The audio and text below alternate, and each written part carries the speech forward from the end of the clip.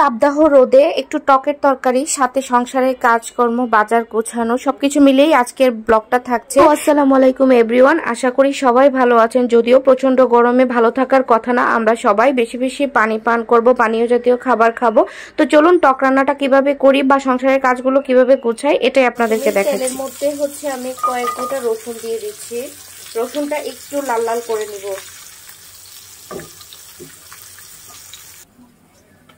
এখন আমি হচ্ছে দিয়ে দিচ্ছি পেঁয়াজ বাটা, রসুন বাটা। এখন একটু নাড়াচাড়া দিয়ে দিব। লবণ, হলুদ, মরিচ, গোটা কয়েকটা কাঁচামরিচ। মশলাটা আমার ভালো মতো কষানো হয়ে গিয়েছে। এখন হচ্ছে আমি এখানে কেটে রাখা টমেটো আর আলু দিয়ে দিচ্ছি।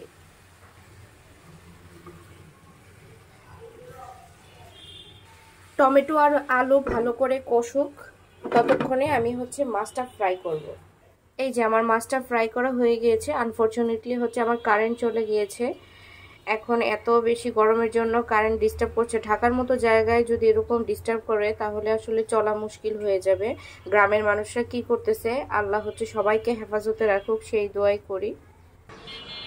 দেখেন বাইরের কি একটা অবস্থা, আল্লাহ মানুষজন কিভাবে, যারা রিক্সা চালায় তাদের কথা চিন্তা করলে আল্লাহ সবাইকে হেফাজতে রাখুক এই গরমের হাত থেকে। আমরা সবাই সবার জন্য একটু দোয়া করব অবশ্যই। অবশেষে কারেন্ট আসলো। খুব বেশি সময় না, মাঝে মাঝে একটু একটু কারেন্ট দেয়।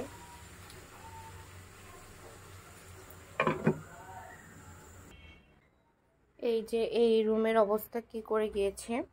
এই বাথটবটা হচ্ছে আমার ছেলের, তো আজকে ভাবলাম যে এটা গুছিয়ে রাখবো। ইয়াসার আর বাথটবের দরকার হয় না, কারণ ও হচ্ছে আর বাথটবে গোসল করে না, ও এমনি গোসল খায় না, দুই ভাই বোন মিলে একসাথে গোসল করে। তাই এটা ভাবলাম যে আজকে উপরে গুছিয়ে রেখে দিব। আর এই যে সকাল হলেই এই এক কাজ, ফার্নিচার মুছতেই হবে। এই দেখেন এত পরিমাণ ময়লা যে কোথা থেকে পড়ে আমি বুঝি না।